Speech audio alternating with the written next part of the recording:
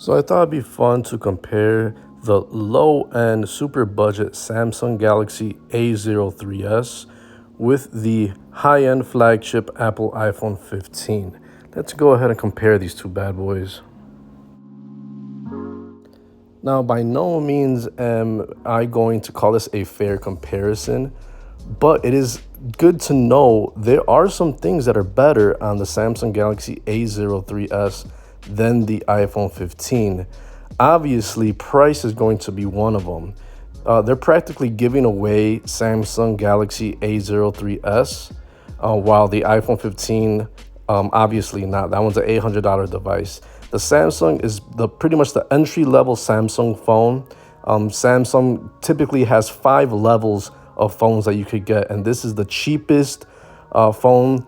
Prepaid carriers are just giving them away. Any type of service, prepaid or postpaid, these are pretty much just given away. Like here's a phone, and it does do a lot. But there are some things that you would be surprised at. The things that it offers, the performance, and certain things that it compares with a flagship like the iPhone 15. So let's go ahead and get into the nitty gritty. So the Samsung doesn't have 5G like the iPhone, but in most cases, you're probably not going to know the difference. LTE is still pretty fast. And the Samsung is a 2021 device versus the iPhone, which is 2 years newer, released in 2023. Build quality is just as expected. The Samsung has a plastic frame, plastic back, versus the more premium iPhone glass back aluminum frame. So obviously there's that. SIM card connectivity, you have a nano SIM card slot, no eSIM on the Samsung, while you have only eSIM here in the US for the iPhone 15. There's no dust and water resistance on the Samsung, while you get IP68 on the iPhone.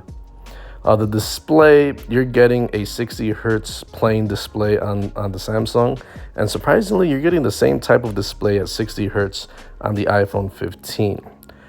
Display size, you got a bigger screen, 6.5 inch on the Samsung versus the 6.1 on the iPhone 15.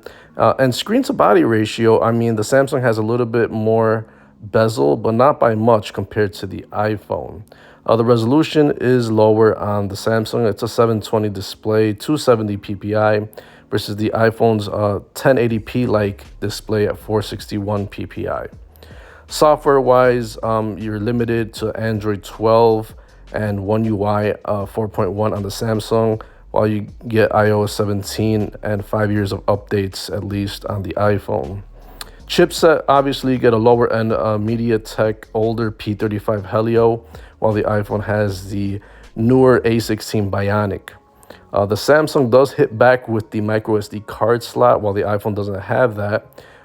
You start off at 32 gigs of internal storage and in some cases 2 gigs of RAM with the Samsung. But the typical model that you're going to get is probably 32 gigs and 3 gigs of RAM. The iPhone has 128 gigs with 6 gigs of RAM. So the big obvious update or upgrade here is the obvious choice is having the microSD card slot on the Galaxy. If you're a movie fiend, you want to download a lot of apps, take a lot of pictures and videos, that's the way to go. Camera-wise, hands down, the iPhone will kick this phone's butt. Although you get 3 cameras on the Samsung, but it's missing the ultra wide. It has a macro and a depth camera. The iPhone has the ultra wide camera. Samsung shoots at 1080p versus 4K on the iPhone. Selfie camera, you got 1080p on the Samsung versus 4K.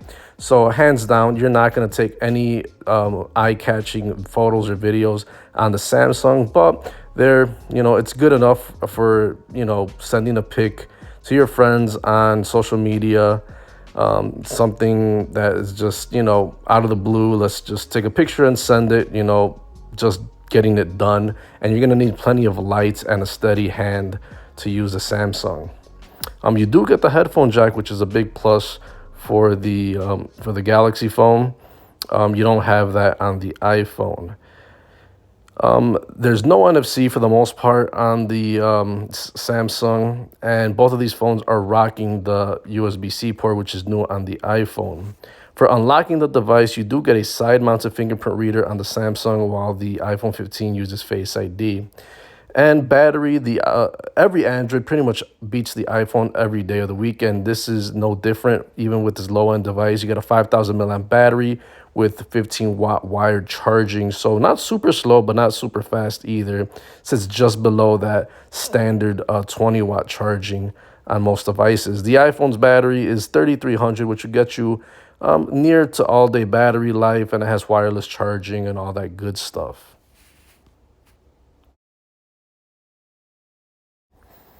So, what am I trying to say here? Well, the Samsung obviously is just a phone that does basic tasks, gets the job done.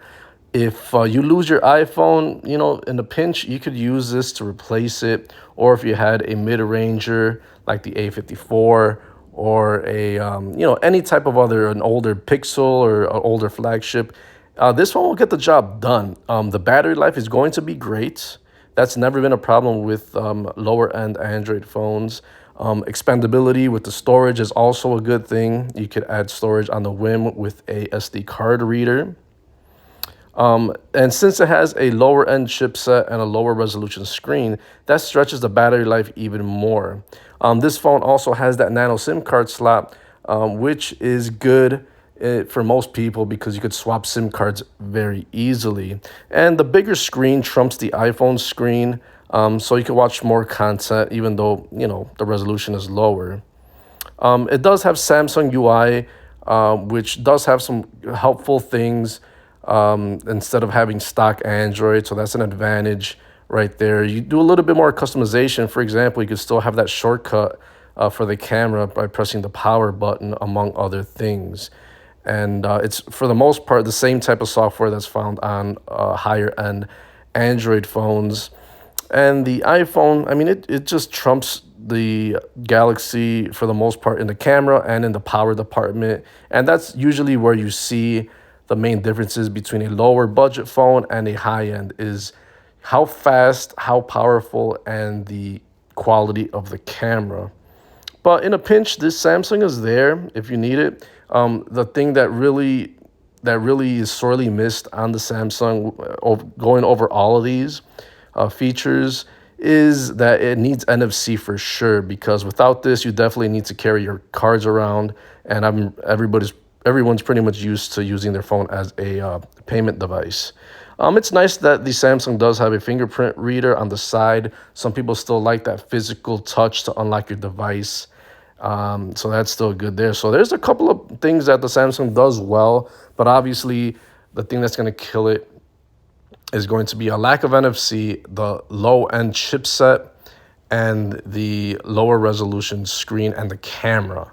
Those are the things that really kill this device. But other than that, Samsung definitely sells a lot of these devices. I mean, they practically give them out with the prepaid carriers. And obviously, it's not going to compare to an iPhone, but certain things do stand out.